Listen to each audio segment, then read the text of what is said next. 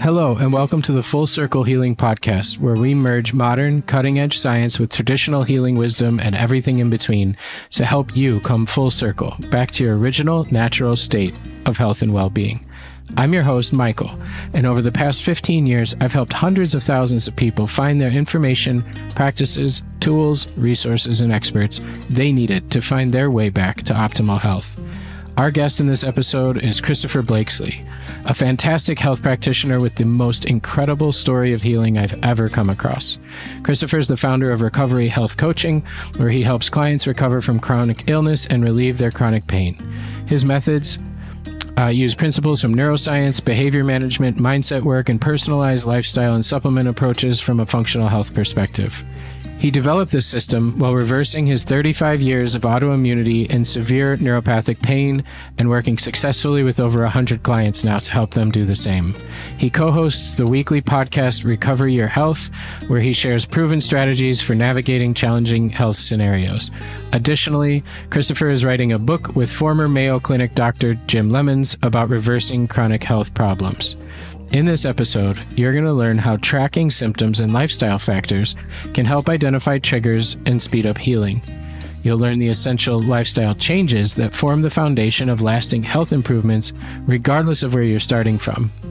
You'll learn how understanding the brain's pain response can reshape your recovery experience and lead to breakthroughs. Finally, you'll learn that no matter how bad things seem right now, how hopeless, healing is always possible. Christopher's story is proof.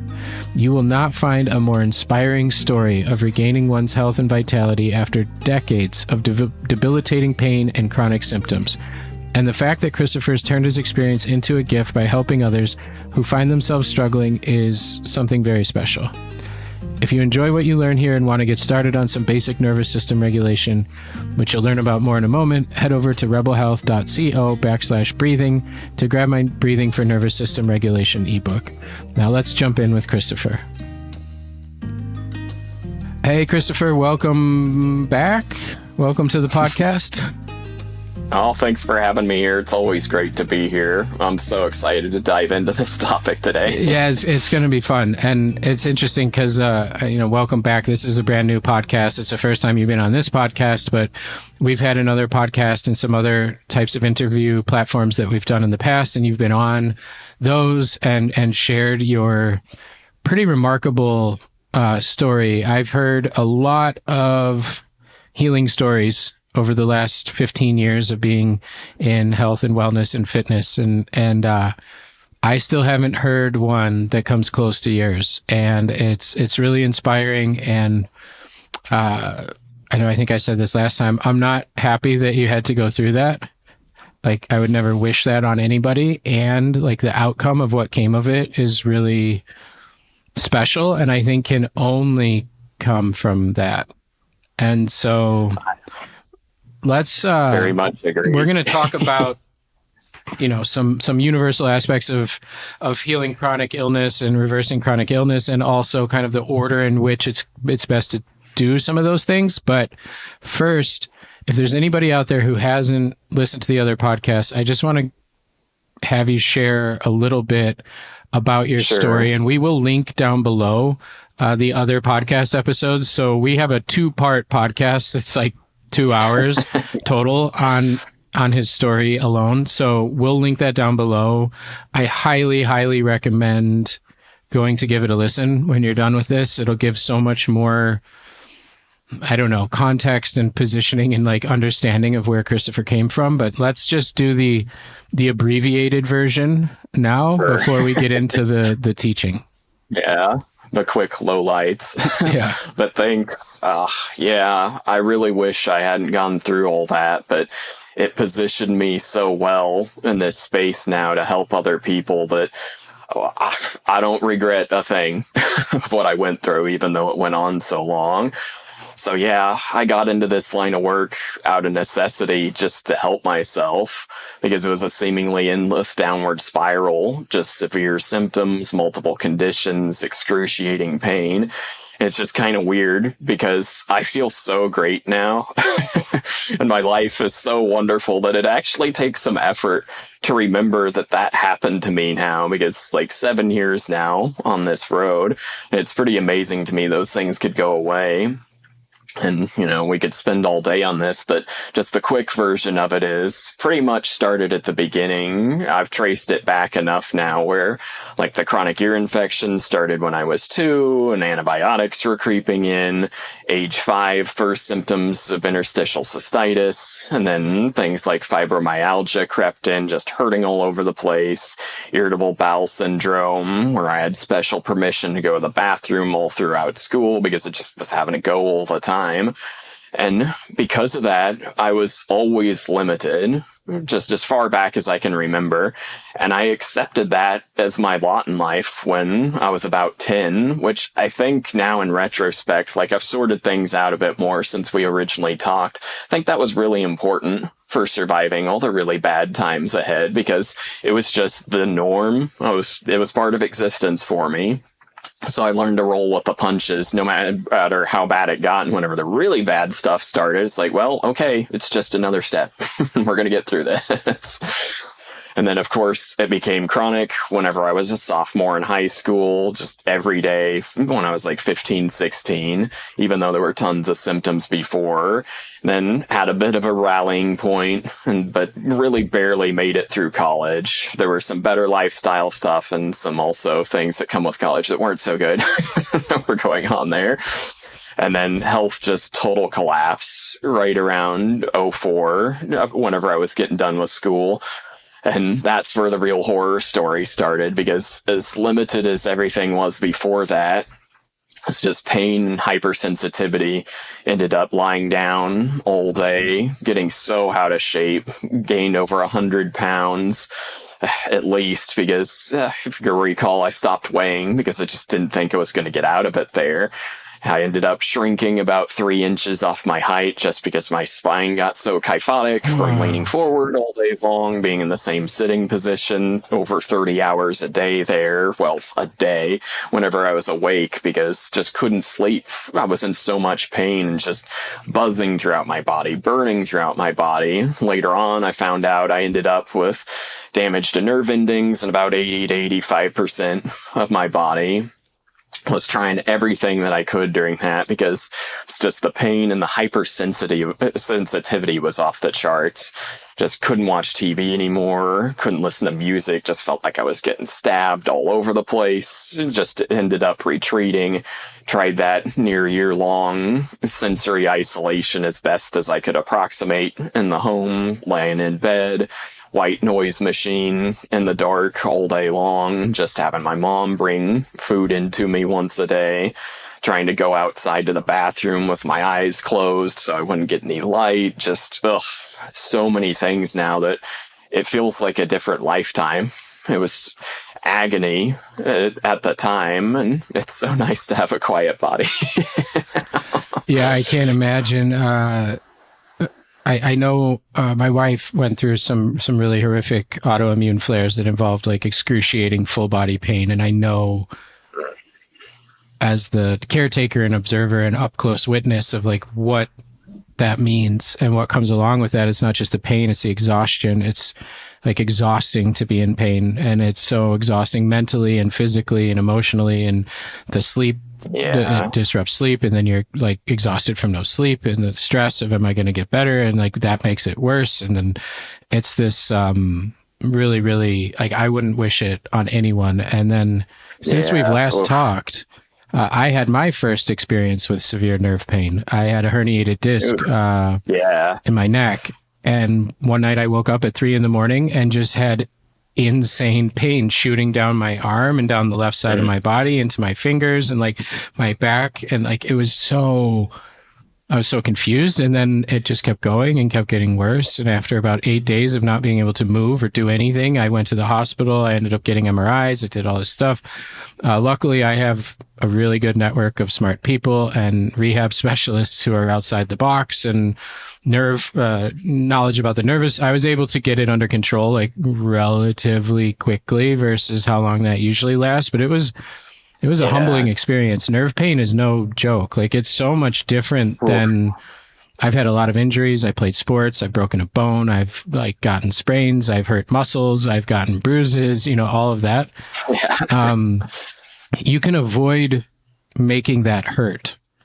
Like, you can like not move in a certain way, or move in a different way, or sit in a certain way. Like, you can figure out a way, which usually has some sort of consequences later, but you can figure out a way to adjust the way that you move or be or whatever to avoid most like musculoskeletal pain. And then those adjustments, you know, lead to over time like imbalances and problems.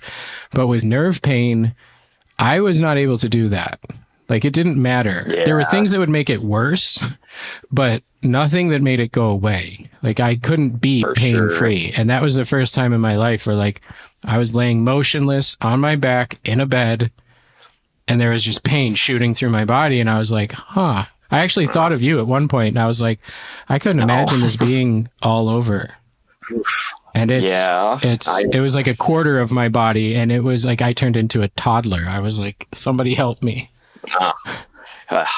It's understandable. It's just the waves of pain and how intense that all can be, because like, oh, when you've really been through it, there's the hot pain, there's the cold pain, there's like, it starts dropping out, there's needles. And I even got down to where I've systematized so much of this. It's like I hear a client talk and like, oh, you're in like stage 2. Okay, I got a good idea what interventions You've got the lightning electricity pain. You've got but I didn't mean to interrupt your story. I didn't have any personal experience with nerve pain when we talked before, and now I do. And I'm not happy that I did, but it gave me a lot of perspective as to like what that is and what it means and what it feels like. So that's your fibromyalgia type pain, and it was pretty gnarly. Right.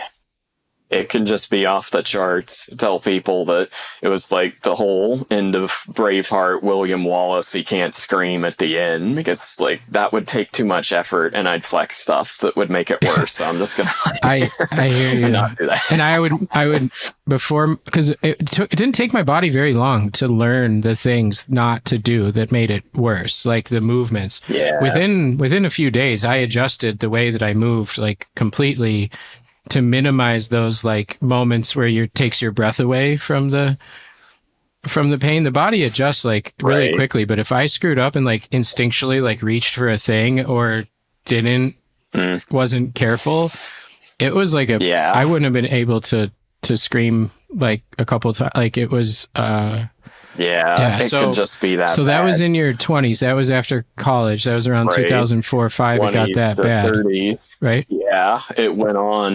And 20s, 30s. How long would you say you were in that level of?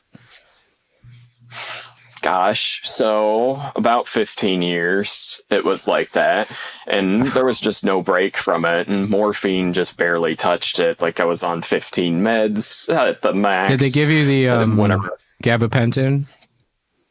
Yeah, I tried. I mean, there's, at this point, it's like, only things I haven't tried are all the drugs that are new, because... Did any of the nerve drugs help you? Because they gave me nerve drugs, and I hated them.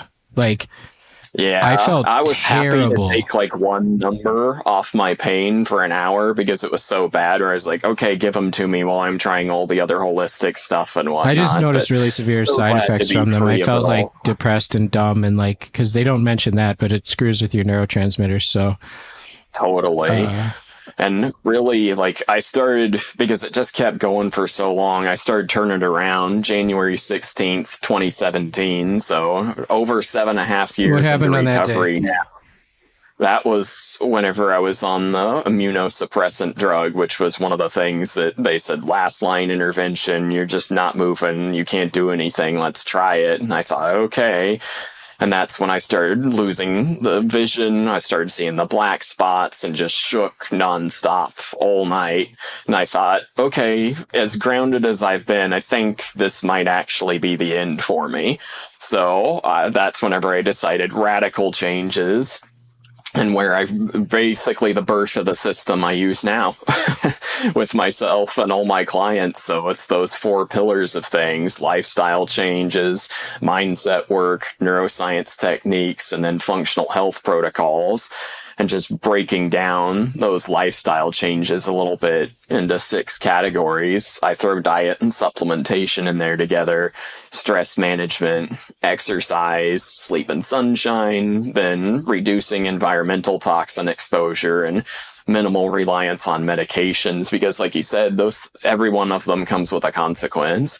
So I started trying to simultaneously address all that and stop as many medications as possible. And as you know, I only got medication free last year. Finally. So that would be another another 6 years from when you started to make the radical changes. It took you 6 years to get off all the meds. You had a pretty long list. I remember you telling me at one point. Yeah, so many. 2 narcotics, 3 muscle relaxers, all sorts of other crazy things. But now I'm sure none of it's coming back for me. And like I was saying to you the other day, I don't consider myself cured, even though I'm symptom-free and pain-free now, 13 months.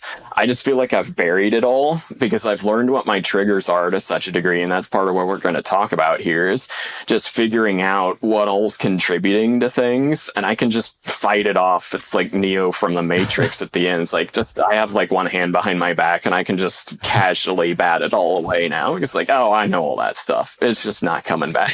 Before we get, that's a good analogy. Before we get into, these universals of reversing chronic illness, I'm curious what you figured out, and this is obviously different. There are also universal drivers of chronic illness, like things that are bad for everyone, but not everyone has the same combination of life circumstances or exposures or whatever.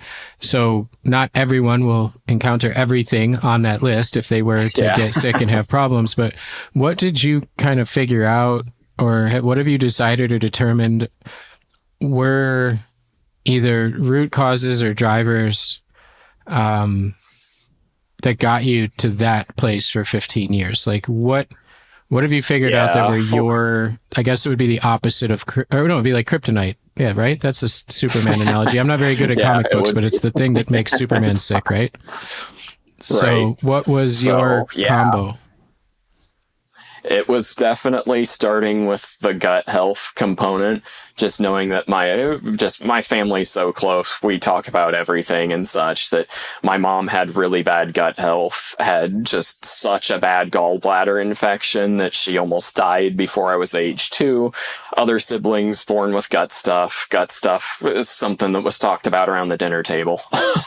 And then I started getting all the antibiotics, and I am so sure that shifted things, where just the headaches, all sorts of things. And then the stress of not knowing what I was dealing with, just being that sick kid and being so different from everybody else. And when I talked about that, just the shunning that would happen, and that I learned to just stuff it away. And it was just a fireball of stress all those years. Like, people thought I was super calm, and I was just frenzied on the inside, trying to not let anybody know anything about me. And my habits too. I was not a very physical kid because of that, and that really caused things to explode, as I've seen now, where you couldn't get me away from the gym for all the good things it's done for me, whereas I used to just sit around and play video games and hide indoors and never get out in the sun. So my lifestyle was pretty busted, and I think because the symptoms very much drove me there. So it's kind of a self-perpetuating loop then at that point. I don't feel good when I do things, so I don't do things, and then that makes me feel less good, and then more disconnected, and not because connection and community and things like that are kind of a nutrient also, and so you're lacking that, the sunlight, the nature, but it didn't feel good to be outside doing things, so it's like chicken egg catch 22. Yeah, and I've done a lot of study the last 6 years on you mentioned like inner rage, inner emotions, inner anxiety, it was all inside, and it, like, that in and of itself, I firmly believe can drive a lot of disease process in the body too. And not having an outlet for that, not having being able to express your own truth or inner experience and having to suppress it and keep it down and whatever. It takes a lot of energy. Right. And so it does. It's a non-stop fire, like in those client cases where the needle's not moving, where you see everything's perfect. You definitely need to start asking those questions about what's going on in somebody's head. So I start there. I even tell people that, hey, you can tell me anything because just having somebody to hear that and normalize it a little bit, that's one of the reasons why I knew I had to go into this line of work. As soon as I saw, hey, I'm really getting better, this would be a really good spot for me, because just decades of going through that to know where I can just tell people what they're thinking without them saying it sometimes. Yeah. Like you have those it's familiar to you. The territory is familiar, right? Yeah. Yeah. There's a lot of... But that's how it became a passion project for me. Well, passion project into now budding career. So there's pretty well documented, correlations now between certain things like that and chronic disease. I've studied with Gabor Mate a lot, and I'm actually going to a conference this weekend when we're recording this. I'm leaving in 2 days to go to a conference in Romania that's with him, and he documented that in his book, When the Body Says No, and it talks about that. And that was 25 years ago, and everybody thought he was a quack. And now wow. That's like the hottest topic in functional medicine and in psychology. So you gave this list of poor gut health, antibiotics, stress, suppressed emotions, lack of connection, and then sedentary/indoor lifestyle. Yeah. I would guess that your universals of chronic illness recovery are kind of if you flip those things. Yeah, there's a whole lot there to these sorts of things because, we could spend all day on these, but I'll just dive into some of them because, I haven't even mentioned now, in 2017 when I started turning things around, writing a book with a former Mayo Clinic Dr. Jim Lemons, he was my introduction to neuroscience principles, which everybody has to have those because it's so much broader. There's all this buzz about brain retraining on the internet, and then you look at what they're talking about, and it's just a lot of positive thinking things in a lot of cases, whereas it's breathing, it's moving, it's thinking, and it's the owner's manual for the body. And the thing is, even the healthy people, everybody needs it if they want to stay healthy. It's just they're kind of getting by implicitly without having really got out of balance. The body's super resilient. For better or worse. Yes. We're allowed to treat it like garbage, and most people won't get super sick for a long time. It's remarkable what our bodies are able to withstand and function at a high level. It's mind blowing. Yeah, and it's cool to me too.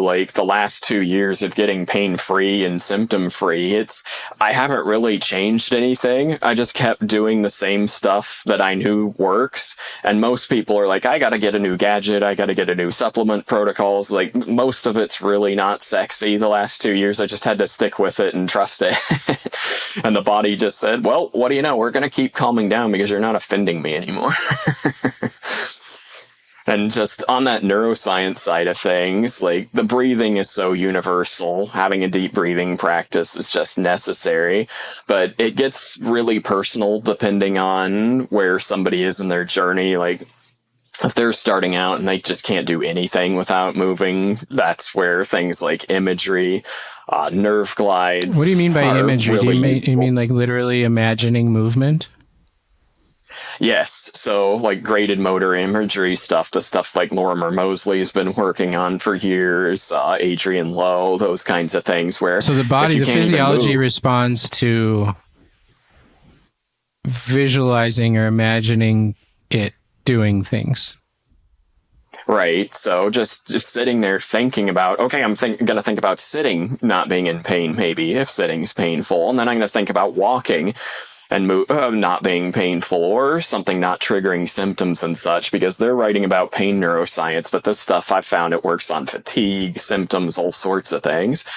And it's amazing how that starts stepping outside of things like neurotags in the brain, where everything's just gotten wired because you have all these concrete experiences in your life where, oh, I'm moving that way or thinking that way got associated with these symptoms. So it's just going to be associated with that now. Interesting. And that's like the bare minimum sorts of things where you can start to shift. But not everybody needs that. Some people are still working every day and they're just like, I'm kind of uncomfortable. So you can jump in a lot later with maybe they just got some negative thought loops going, or need to teach them about teasing their pain and symptoms within ranges so they aren't causing flare-ups, and rewiring the nervous system so it's triggering more symptoms, and they end up in that narrowing channel I was in where you can't do anything anymore because it's just flare-up from moving your eyes around. Wow. That's really interesting. That, like, for example, is if my pain had lasted a long time and I had learned that, I can't lift my left arm up over my head or it's going to cause extreme pain, you could use that to kind of visually seeing yourself or imagining imagery of lifting my left hand up without pain. Because over time, if that makes tons of pain, your brain knows, I'll put in quotes, that makes tons of pain. So then it's predicting the pain. So then it can actually make the pain. Right? Yeah, it will start it where, and this is where the unfortunate stuff about inventing your pain comes along, because, well, kind of, but it's not like you meant to do that. No. It's just a natural response. And whenever you know that, it gives you all the power. So I love this because you're empowered now to where, well, I'm in control of this. I can shift this around by how I think about it, how I move, and then folding in things around managing your behavior, which we'll dive into some of that stuff a little more later. And well, I'll just hop to some of these other ones too, because, there's so many good things. Like the second one, this is just, okay, you'd be talking about this for a week, but addressing all sources of inflammation and mastering your triggers for your symptoms and such. And this is just totally individual. You can work on this a lot yourself, and I'm doing everything I can now, and I'm so excited because I think I figured out how to mass produce this instead of having to do one-on-one consultations to help figure out these sorts of plans to prompt people with the right questions. But the inflammation, I see that as just addressed by those basic categories, the 6 I mentioned, and functional protocols. And just for some examples, for me, major protocols were things like general autoimmunity, addressing nerve health, gut parasites, mast cell activation. So, and everybody, this is where you're talking earlier. It's like everybody's got a different story of how they got here, and they are going to need to plug those holes in their own particular way. And what I mean by the triggers is, like, what sets you off? So there are so many things I've found where if you know what's setting you off, and it's not necessarily something epically bad, like your body's just perpetuating it. Maybe it's just you're out in the sun too much, you sit too much, you work too much. If you can figure out how to work within those boundaries, suddenly you've decreased some amount of inflammation that's just pouring on to your everyday. And people are saying, oh my gosh, I didn't even have to introduce a supplement. I just feel better because they figured out all these basics. So that one's a really big one too. And the third one that I didn't even really realize I was doing it because I just didn't know enough at the beginning, but opening the drainage pathways, because I think I've told you this before. I even did a supplement fast for the first 9 months of my recovery because I thought, I'm Frankenstein monster. I'm taking everything. Let's just stop and see if I get some of this stuff out. But if you start supporting your kidneys, the liver, the lymphatic system, your body's going to start taking out some of the nasty stuff that's coursing through you without necessarily having to do a really strong herbal killer protocol. And I've seen that a lot of times too, where my clients just surprised me and was like, well, I guess we didn't have to do all the fancy stuff. We just did the basics and you start getting better. Yeah, that's been like a universal theme in most episodes so far of this podcast specifically. I don't know how you just phrased it, but something about not having to go to the ultra complex because the foundational stuff is moving the needle. And when I was working with clients, it's been a lot of years now, 7 or 8 years. My clients were pretty complex, and a lot of them were the type that, listen to our podcast and listen to lots of podcasts and read all the books and watch all the summits, and kind of probably where you were at one point of, trying to consume everything you can consume. And they would come to me and be like, I want to run this lab or this protocol or this thing or do this. I need a protocol. I need to run these labs. Because they heard about the labs on a show or whatever. And I was like, what time do you go to bed? What's your work day like? What's your relationship like with your partner? How often do you get outside? Like, what do you eat for breakfast every day? And I would ask them these like really foundational kind of fitting your lifestyle and breathing and moving and thinking kind of things. And they'd be all over the place with this stuff. And I was like, look, let's start there. It'll save you a bunch of money because running like 22 lab tests is really expensive. And let's see how you feel if you do these 3 things for a month, Right. And I see that now where I think we talked a couple of years back and I was like, health is so complicated. Like everybody's case is complex, but I've found that the map is quite simple. If you can't make it simple for the person, it's not going to work in the first place. And I think you're not right. So I totally agree. The more elaborate and complex the protocols and instructions that I gave to people, the lower the compliance rate and the lower the success rate went. And I put myself in their shoes. I couldn't do 21 things at once that somebody just gave me. Like, there's no way I'd be able to do that. And I was the one giving it to them.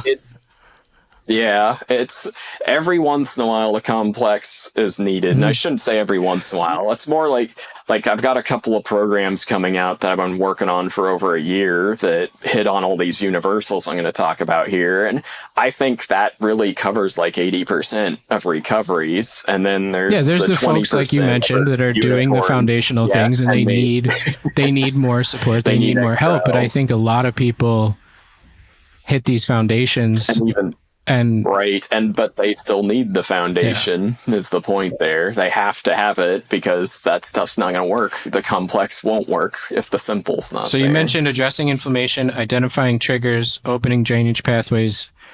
What else? So next, diet. That's such an obvious thing. And this absolutely has to be personalized to your context. Like, for example, for me, autoimmune protocol at the beginning. Then I went to a keto space trying to look at nerve health. And now I'm just moderate carb because that fuels my workouts. But that's just such an enormous subject. Then the next thing you started talking about some of these too. This is number 5, the walking and correcting postural insufficiencies and some form of strength training.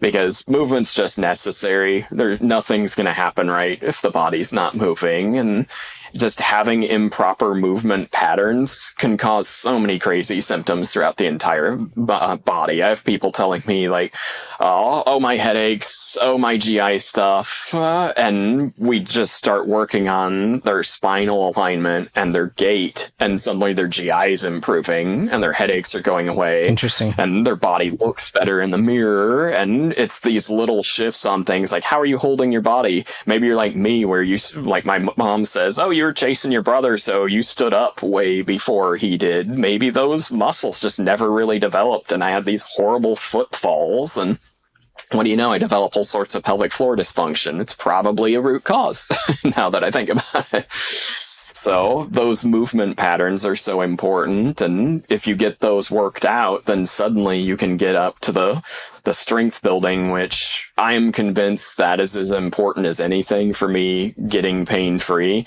Because I've added about 30 pounds of lean mass since I started tracking DEXAs a couple of years ago, because it's just so atrophied. There was nothing there from not moving. It's pretty easy to start adding some mass, but just knowing how much muscle mass combats inflammation, activates your T cells, and can help combat autoimmunity. And I've seen it over and over with my clients, even no matter what they're doing, even if it's 1-pounders with curls, it's making a difference. Yeah, but it's all relative, man. It's all relative. Like, what do a lifting 1-pounders with curls do when you were at your worst would have been outside your range of what you could do. And now you would do that for like 3 hours and be like, okay, when do we work out? But it's all relative. And The exercise benefits are so much more wide ranging than people think. They think like, oh, I'm going to get in shape or, oh, I'll get stronger. But like it increases, things that go to the brain and help brain health. And Kieran just taught us on the last time I had a webinar with him that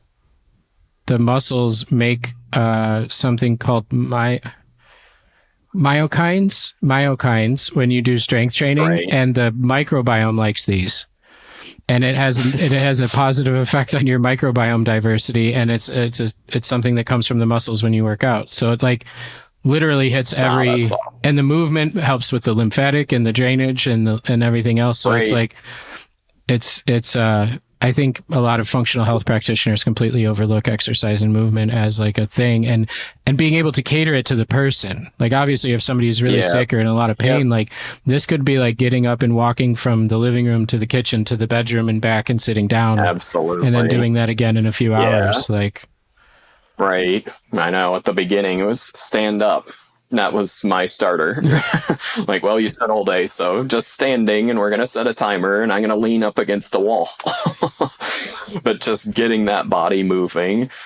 And then the sixth point, and I'm increasingly realizing that this is probably the most poorly understood part of recovery. It's just building an unbreakable mindset for getting through things. And it's just such an enormous subject. It's one of the reasons why I've been working for over a year on a course, is trying to reverse engineer what helped me survive all those years and all those symptoms. But in short, it's about always being focused on what you can do instead of what you can't do, because you just start getting this negative biochemistry going, like, new symptom further down this track. This is getting worse and worse. And you're just pouring cortisol and adrenaline, catecholamines, just adding inflammation.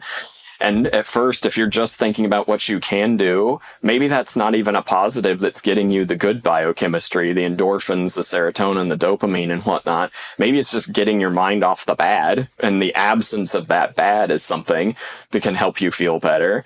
So, and having something just always on the horizon that you want after you're getting your health back, like there's no way I keep going if I don't think about the fact that it's like, I want to have a job. There's all this stuff I've never done. I want to have a family. I want to have really good relationships. And I think that gets missed in this space a lot too, because people are just so focused on their health. I want my health back. Well, you want your health back to do what? If you have that, then you're going to have this fire that's going to keep you going whenever you have flare-ups, all sorts of things, because there's never going to be just like this perfect recovery where everything's super duper. No. And we can say more about this definitely toward the end, where more interventions. okay, what's after that? What's after mindset for you? So last two are super fast here. Infrared sauna. I find that just so useful. I stand by. That was the one health tool that was useful for me the entire way, because you're just hitting things like improving detoxification. It helps desensitize heat sensitivity, which so many of the autoimmune people are dealing with. Can help with neuropathy, the nerve endings. If you're not feeling like getting outside, if it's infrared, you're getting that spectrum. So I think that's a really useful tool as well. And then I throw this last one in. It's not really a universal, but I just have to say this because it was helpful to me. So helpful to getting here, and it is necessary for some, is the extended water fasting side of things. Because I did 18 of those 5-day water fasts. I couldn't afford the stem cell injections, so I thought, well, I can try and generate them this way. And I have no doubt that that helped shift a lot of things, because just seeing that first time only getting an hour of improvement, I was like, well, nothing was really working. And now I haven't needed to do them nearly as much. I was doing them monthly. I've done one in a little more than 2 years, because the funny thing is they kind of bring stuff back because it's so hard to be starved. But it's like, I wanted to keep my streak going, so I didn't do one. And it's funny to me now that it was a necessary part of me getting over the hump. But like my streak of pain-free didn't start until like almost 2 months after the last one. I got a pain-free day right afterwards, but then I went on vacation, lost it, but it just kept going from the habit. So I just like mentioning that one. It's not universal, but it's one of those things where most of my clients have not needed that, but it's out there as a tool. So those are the main things there. I love infrared sauna. I had one before we moved from the States, and it's like the one thing I owned that I had to lose when I moved that I was really sad about and that I miss more than any other thing because we got rid of all our stuff. I moved with like 2 suitcases, and I used to go in it every single day, and I miss it dearly.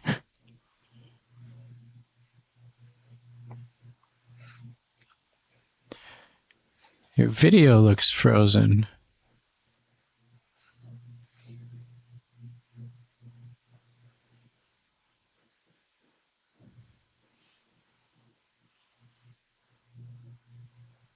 Or am I frozen? There we go. Okay. You were frozen or I was frozen. Hold on, let me clap. This gives the editors a thing on the audio to see. Okay. Yeah, I really miss... Did you hear that? The infrared sauna? Yeah. Okay. Just respond to that a tiny bit and then we'll go to the next thing.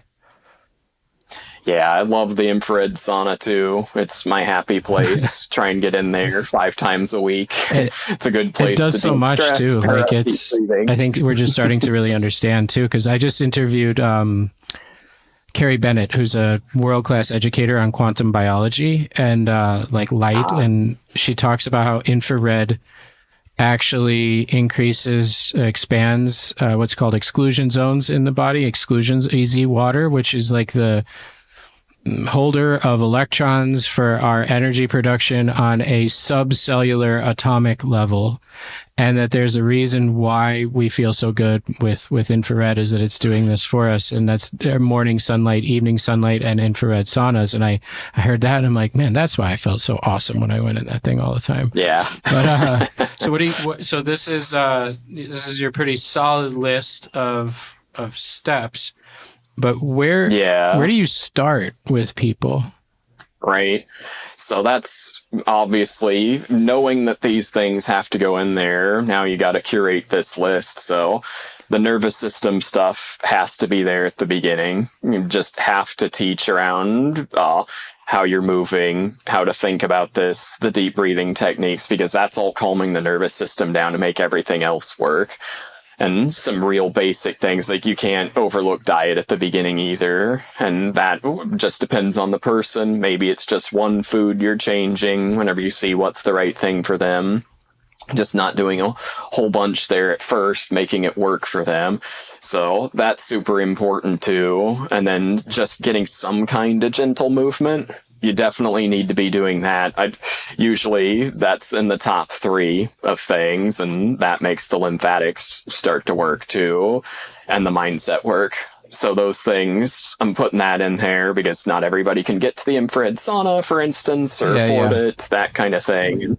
And if you're just thinking a bit more positively about the situation, I love that boot camp that I take people through. If we're going to examine your thoughts and see what's like your top 10 hit list of the negative things going through your head. And we're going to come up with some counters for this because I'm a master of this at this point. I catch myself, I say mid-sentence in my thoughts where it starts to be like, oh, what the... No, I won't let myself go there because I know this is going to be bad. It's like, that's a useless thought. Ooh, how can I think about this a little more positively? So that's the order of things, and you start stepping up from there to increase the interventions, the intensity of things, and keep pulling in the other ones where you can. That's a great starting point. And the nervous system stuff, you in your course you're making, it gets into tons and tons of detail about that, and you can really teach people because you've been there, like you've been to where that's an absolute necessity. And our nervous systems get and I've kind of been studying it from a different side of nervous system dysregulation for the last lot of years, but I think that's 10 years ago the microbiome was like the frontier of functional health development. Yeah. Like that was like the next big thing. And I think that now that's really very well studied and very well established, and a lot of practitioners are very up to date on it. And there's all kinds of interventions and things that are well known to help. And and the public even knows the term microbiome, like things like that's leaky gut. That's leaky gut. Like that term 10 years ago was like, I would say that, and people look at me like I was a freak. But now that's no longer the edge or the next thing. And I think now, like nervous system, breathing, trauma, like those things, because when somebody wants to know, like, what does the brain even influence? Literally every single other thing. Yeah. And so if the brain and the nervous system is wired for you to be in a danger state, I mean, that we've had 2 or 3 guests even get into like the cell danger response, which is if you want to get really deep into the biochemistry, when the nervous system's dysregulated it. And when we think we're in danger, when the body thinks it's in danger, a whole bunch of physiology changes.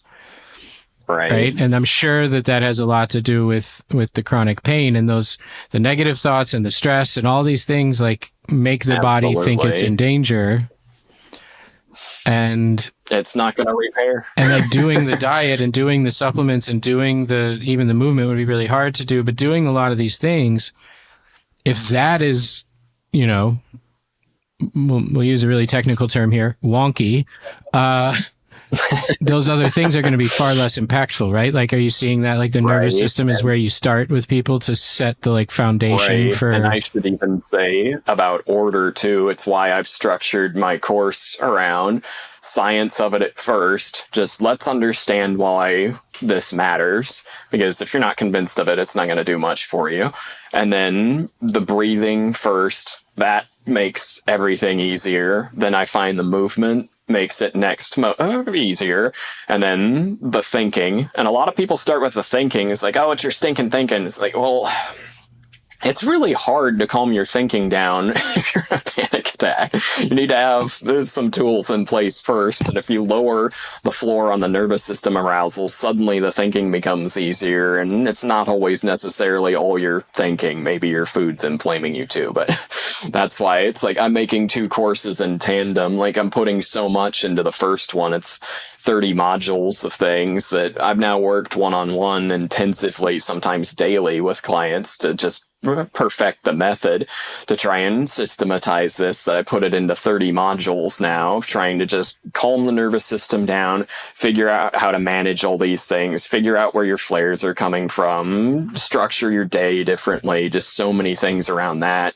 And then the second one, I just think of them as almost companion pieces, call it foundation first, because it's the 6 categories. It's going into the diet, the stress, the exercise, and providing tons of resources. And I'm most excited that I've basically created the curated paths where, oh, you're like this, you're a stage 1. Here's the path that makes the most sense for you. Or here's a little quiz to help you figure out on the diet side, like which one do you even pick at the beginning? Because for the longest time, I thought I can't possibly get out of one-on-one work. It's so complicated. It's like, well, let's make it so there's a system. There are actually patterns here. And I'm really pleased with how it's gotten systematized. And to fill in the gaps, I'm starting a podcast too, a weekly podcast, going with Recover Your Health to try and just get as much information out there as possible to make all this work. It's really cool to see, and I've kind of gotten to see like kind of the evolution from where you were a couple of years ago to what you're doing now. And, yeah. And the ability to systemize it, I think, and find the patterns is, it comes from the experience, both yourself and with enough other people, to seeing those kind of patterns, to be able to identify them. I think that I kind of picked that stuff up over time too, and started to see commonalities, between people and between situations and contributing factors that are patterns, and, symptom clusters that are kind of patterns. And then, like for you, types of pain. I never worked with severe chronic pain people. I didn't have like the nervous system tools to do it. So, but type of pain can be an indicator of which tools might be helpful for that person or where they're at.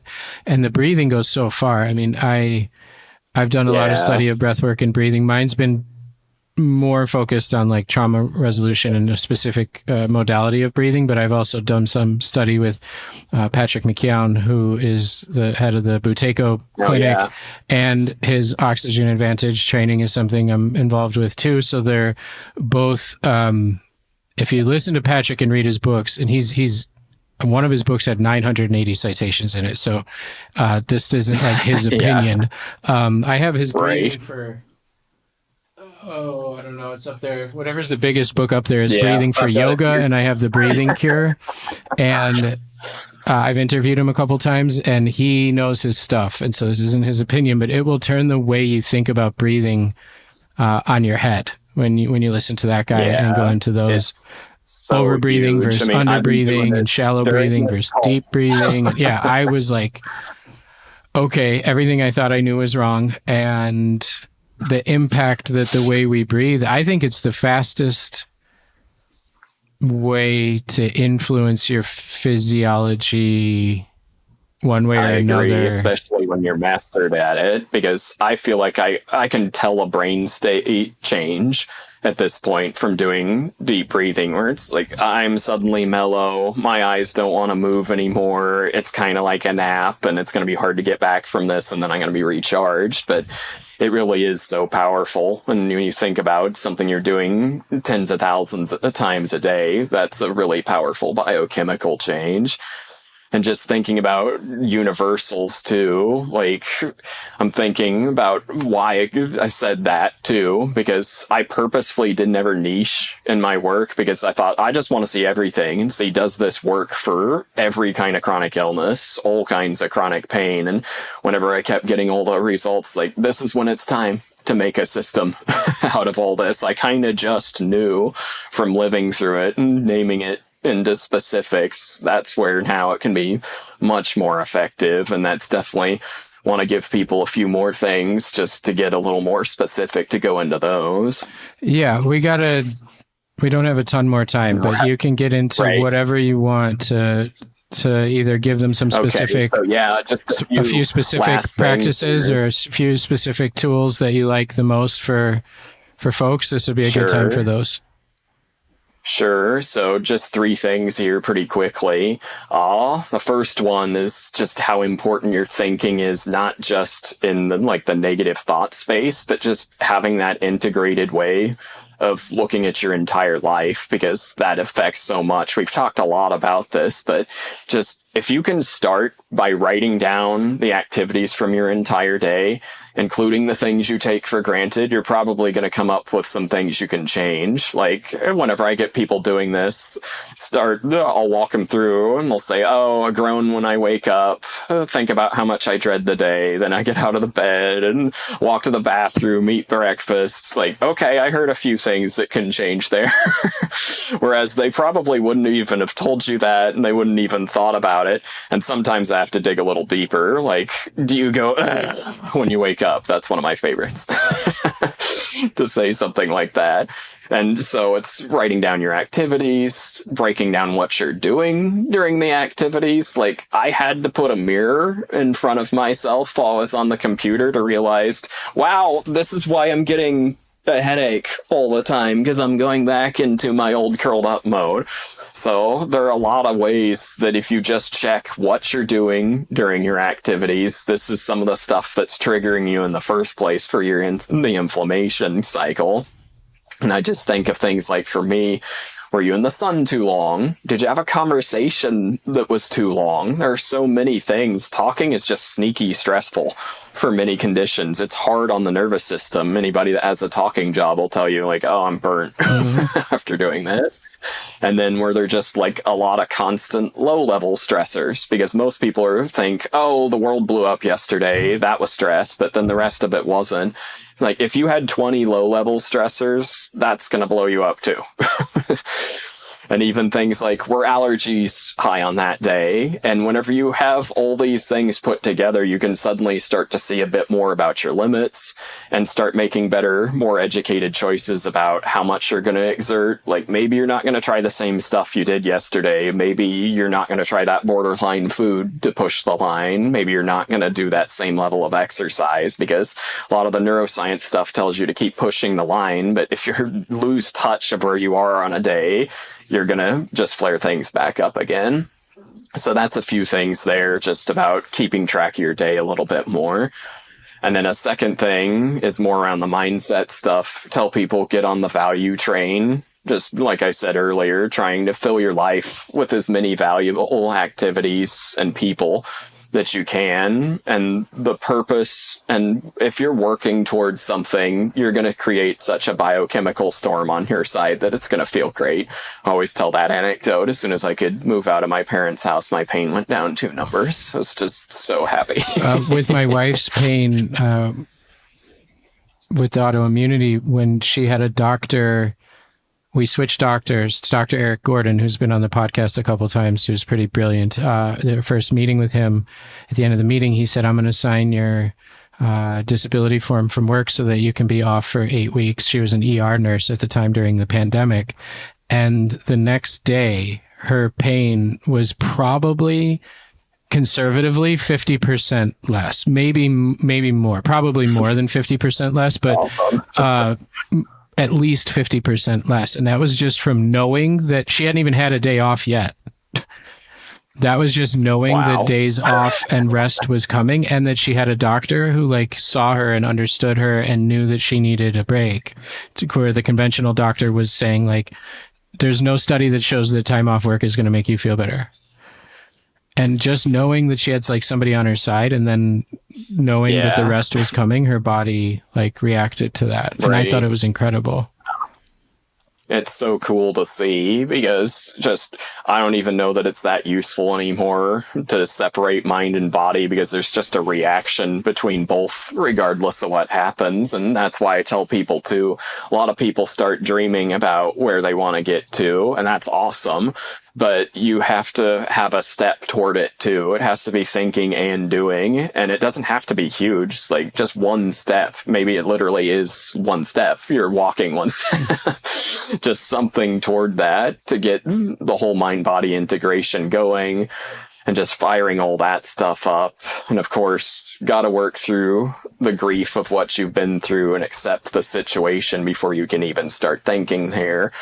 But yeah, there's just so much there. Like, whenever I realized I needed to put that in the course, it just ended up being so enormous, because there's so much you can talk about, because there's thoughts around limitations and trying to deal with those. And I know there's always something available to you, even if you're bedbound. You can plan novels like I did for my retirement year. When are those coming out? Yeah, when I retire. Okay. So maybe never, but we'll see. And I always tell people too, you're never too old. I got one guy that he started when he was 92, getting rid of his pain, and now he's a day trader. So it's like never too old to have a future. But yeah, those are some of the things there. And the third thing is, it's more of an expansion around just protein and muscle.